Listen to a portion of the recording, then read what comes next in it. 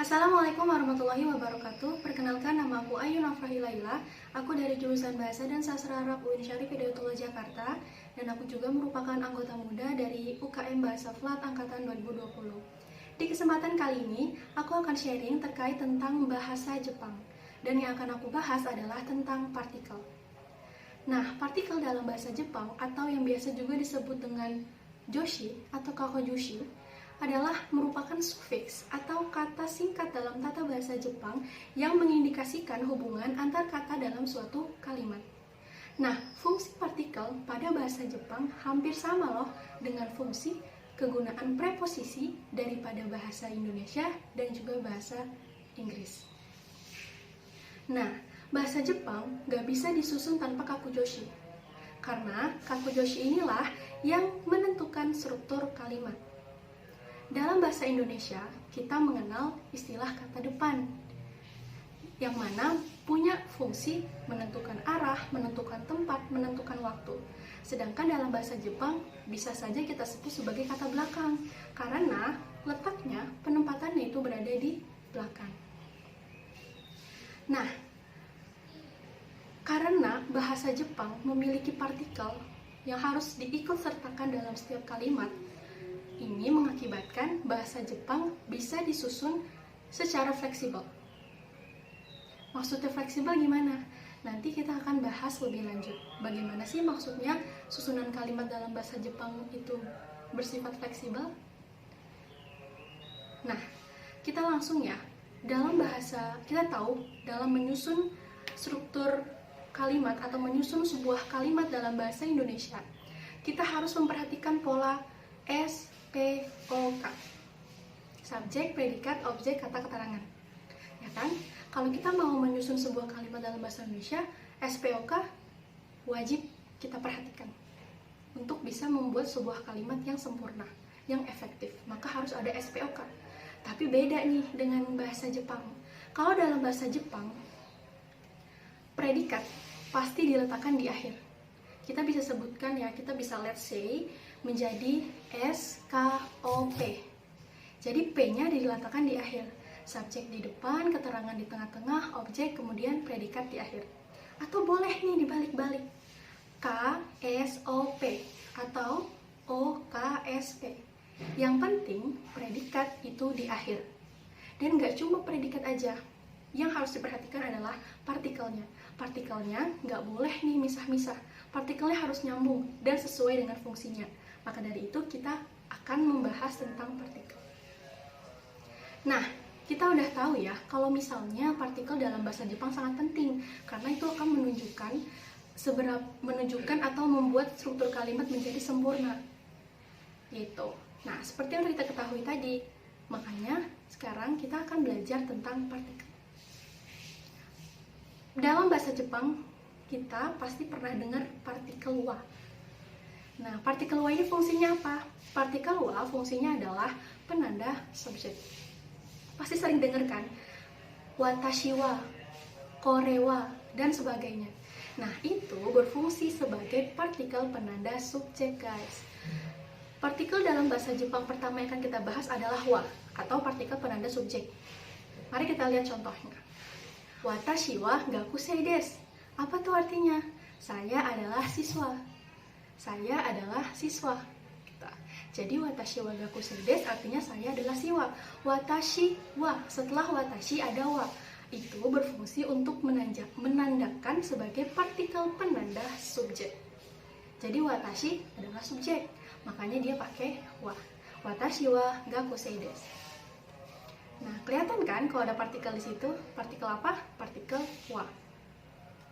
Terus bisa juga, misalnya saya makan. Makan dalam bahasa Jepang adalah tabemasu.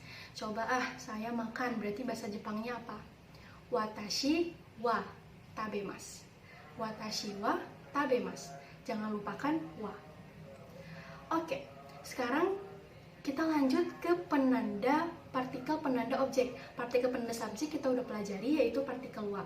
Sedangkan partikel penanda objek dalam bahasa Jepang terdiri dari o, yang mana ditulis dengan hiragana wo, dan juga partikel ga. Apa sih perbedaan dari keduanya? Kan fungsinya sama-sama menandakan objek.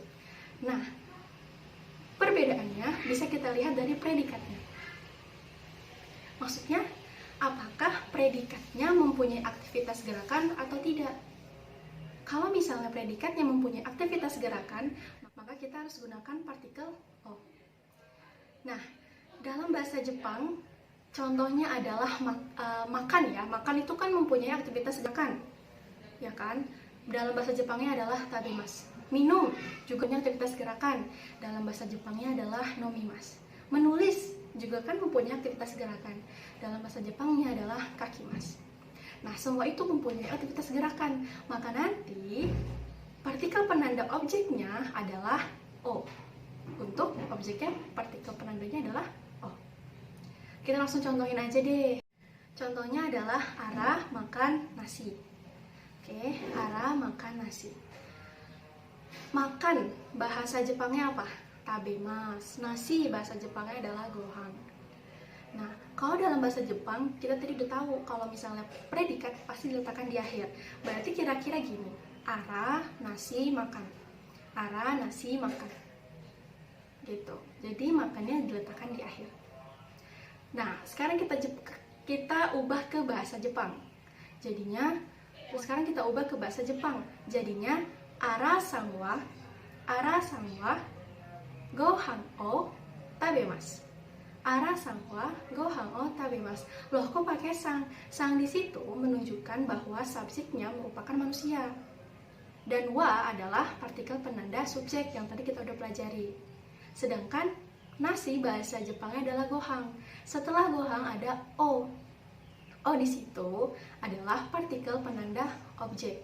Bahwasanya predikatnya merupakan verb atau kata kerja yang memiliki aktivitas gerak, yaitu makan. Jadinya Ara sanwa gohan o tabemasu. Mudah ya? Mudah banget untuk buat struktur kalimat dalam bahasa Jepang. Terus kalau misalkan dibalik-balik boleh gak? Boleh. Yang penting predikatnya ada di akhir. Boleh menjadi nasi, nasi dulu, kemudian Ara dulu baru makan. Nasi Ara makan, atau Ara makan nasi, atau Ara nasi makan, itu boleh. Yang penting makannya diletakkan di belakang, di akhir. Kayak gitu. Nah, udah paham ya kalau misalnya untuk membuat sebuah kalimat dalam bahasa Jepang, strukturnya itu yang penting partikelnya nyambung, partikelnya sesuai, dan yang penting juga adalah predikatnya di akhir. Contoh lain, saya minum teh. Teh dalam bahasa Jepang adalah ocha, minum adalah nomimas. Kita langsung aja, karena tadi udah dipelajarin, berarti Ara sanwa teh apa? Ocha. Ara sanwa ocha o nomimas. Jadi Ara minum teh. Oke, sekarang kita udah belajar tentang partikel o. Terus kalau misalkan partikel ga itu apa? Berarti partikel ga adalah predikatnya tidak memiliki tidak memiliki aktivitas pekerjaan. Contohnya apa? Contohnya kayak dekimas, wakarimas, artinya mengerti. Itu kan gak punya pekerjaan. Jadi partikel penanda objeknya adalah ga. Kita langsung aja ke contohnya. Contohnya namanya Mia deh. Mia mengerti bahasa Jepang. Apa tuh bahasa Jepangnya? Mia sanwa, udah jelas ya pakai sanwa. Mia sanwa berarti gimana? Bahasa Jepang apa? Bahasa Jepang itu bahasa Jepangnya adalah Nihongo. Mia sanwa Nihongo ga wakarimasu. Mia sanwa Nihongo ga wakarimasu. Mia sanwa Nihongo ga wakarimasu. Mia mengerti bahasa Jepang. Nah, karena predikatnya adalah mengerti, yang mana mengerti tidak membutuhkan aktivitas pekerjaan, maka dari itu partikel penanda objeknya bukanlah o, melainkan ga. Mia sanwa Nihongo ga wakarimasu. Mia sanwa Nihongo ga wakarimasu. Nah, jadi itu adalah partikel penanda subjek dan partikel penanda objek yang mana penting banget dan sering kita temuin dalam struktur kalimat bahasa Jepang. Kita akan lanjut ke partikel-partikel selanjutnya. Nah, sekarang kita lanjut bahas partikel selanjutnya. Partikel apa? Yaitu partikel ni. Perlu diketahui bahwa partikel dalam bahasa Jepang itu cukup lumayan banyak. Jadi kita akan bahas sedikit demi sedikit. Oke, partikel ni. Nah, partikel ni ini mempunyai beberapa fungsi. Apa aja? Baik, kita mulai. Yang pertama, fungsi dari partikel ni ada menunjukkan waktu. Biasanya kalau di bahasa Indonesia itu artinya pada. Jadi partikel ni, fungsi yang pertama dari partikel ni adalah menunjukkan waktu. Dalam bahasa Indonesia disebut pada. Kita langsung aja ke contohnya. Coba kalau misalnya setiap hari saya bangun pada pukul 6. Setiap hari saya bangun pada pukul 6. Kira-kira bahasa Jepangnya gimana? Oke, mainichi rokuji ni okimasu. Mainichi rokuji ni okimasu. Nah, perhatikan setelah kata rokuji ada partikel ni. Itu menunjukkan keterangan waktu. Biasanya partikel ni ini yang untuk menunjukkan keterangan waktu tuh mempunyai waktu yang spesifik gitu. Kayak ini yang tadi saya contohkan, itu kan dia spesifik ya, pukul 6. Bangun pada pukul 6. Jadi makanya menggunakan partikel ni. Oke, kita lanjut ke contoh atau fungsi dari partikel ni yang kedua, yaitu menunjukkan tempat tujuan. Kalau dalam bahasa Indonesia itu biasanya artinya ke. Kita langsung ke contohnya. Ashita kanarazu gakkou ni ikimasu. Besok saya pasti datang ke sekolah. Tuh, ke sekolah. Gakkou ni ikimasu. Datang ke sekolah.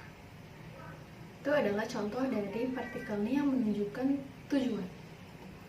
Lanjut kita ke fungsi partikel ni yang ketiga, yaitu merujuk keterangan benda yang menjadi tujuan untuk melakukan sesuatu. Pusing ya kalau misalnya ngedenger ya, merujuk keterangan benda yang menjadi tujuan untuk melakukan sesuatu. Kita langsung aja ke contohnya. Koko ni okane wo irete kudasai. Koko ni okane wo irete kudasai. Tolong masukkan uang di sini. Tolong masukkan uang di sini.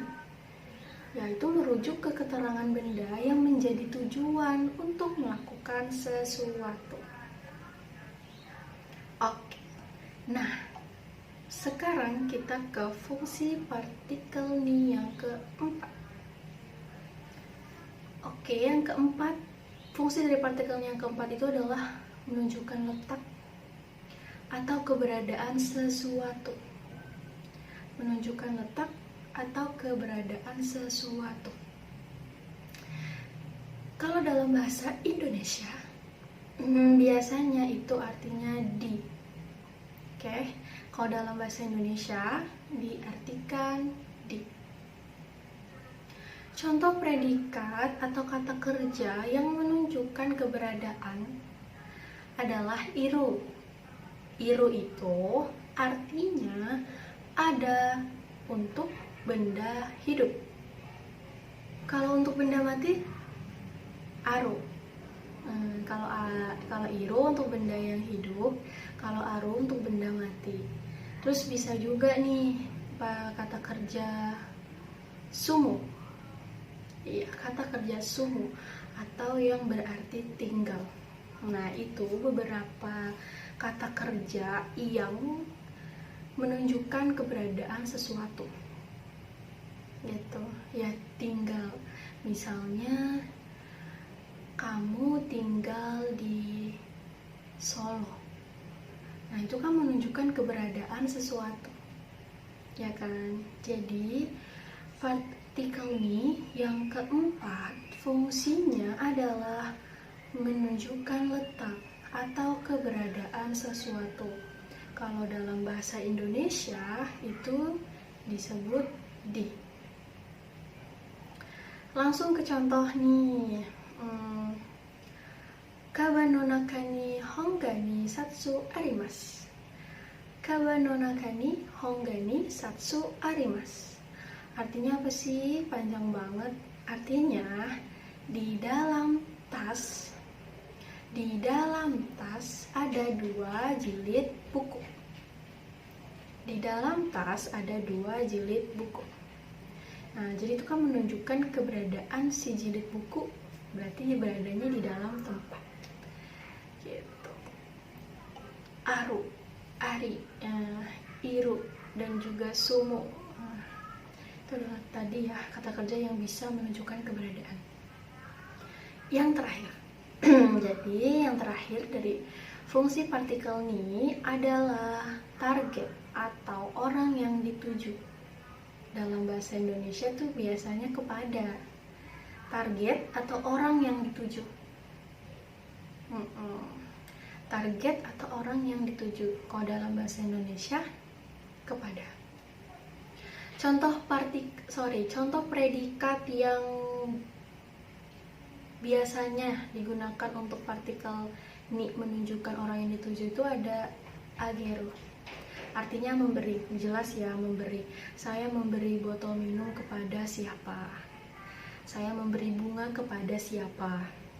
Terus selain ageru ada apa lagi? Ada okuru, mengirim. Saya mengirim surat kepada siapa? Saya mengirim email kepada siapa? Nah, itu kan menggunakan partikel ya, karena menunjukkan target atau orang yang dituju. Dan sebagainya. Masih banyak contoh-contoh dari kata kerja yang bisa digunakan oleh partikel ni, yang mana menunjukkan orang atau target yang dituju. Oke, kita langsung kepada contohnya, yaitu ada Yamada Sensei ni aimasu. Yamada Sensei ni aimasu. Artinya, saya akan menemui guru Yamada. Saya akan menemui guru Yamada. Perhatikan, Yamada Sensei ni. Yamada Sensei ni. Target atau orang yang ditujunya yaitu Yamada Sensei, guru Yamada. Nah, di situ menggunakan ni. Berarti artinya menjadi saya akan menemui guru Yamada. Yaitu menemui guru Yamada. Yamada Sensei ni aimasu. Saya akan menemui guru Yamada. Nah, teman-teman, ada notes yang perlu diketahui nih ya, bahwa ada partikel dalam bahasa Jepang yang memiliki satu fungsi yang sama. Misalnya adalah partikel ni dan e. Coba masih ingat gak? Fungsi partikel ni yang kedua tadi yang aku sebutkan itu untuk apa? Menunjukkan tempat tujuan, ya kan? Nah, oleh karena itu sama-sama bisa menunjukkan tempat yang dituju. Partikel ni pada contoh yang tadi saya sebutkan itu bisa loh digantikan dengan partikel e. Dalam hal ini perbedaannya sangat kecil. Apa tuh perbedaannya? Yaitu ni menunjukkan tujuan, sedangkan e menunjukkan arah. Singkatnya gini deh, kalau partikel e itu artinya menuju ke. Partikel e menuju ke. Sedangkan kalau partikel ni masuk ke. Oke, gampang deh. Menuju ke, ni, masuk ke. Langsung coba ke contoh. Aku pergi ke sekolah. Aku pergi ke sekolah. Aku pergi ke sekolah. Kira-kira pakai partikelnya atau e? Aku pergi ke sekolah. Pakai partikel e, karena partikel e artinya menuju ke. Kalau pergi ke sekolah kan berarti menuju ke sekolah. Makanya dalam bahasa Jepangnya berarti gakkoe ikimasu. Gakkoe ikimasu. Oke, kalau misalnya aku naik masuk bus, aku naik masuk itu pakai apa ya? Partikel e atau ni?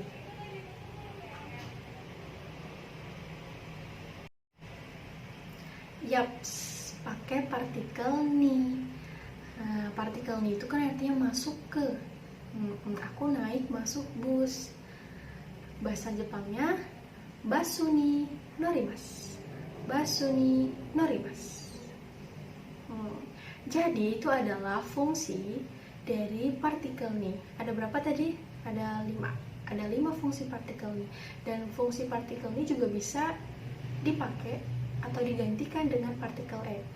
Bedanya kalau partikel ni itu artinya masuk ke, sedangkan kalau partikel e artinya menuju ke. Baik teman-teman, sekian penjelasan tentang materi bahasa Jepang. Lebih khususnya adalah tentang partikel. Semoga bisa membantu, dan jika terdapat kesalahan mohon maaf yang sebesar-besarnya. Semangat juga buat teman-teman yang belajar bahasa Jepang dan bahasa-bahasa asing lainnya. Saya Ayuna Fahilailah, pamit undur diri. Wassalamualaikum warahmatullahi wabarakatuh.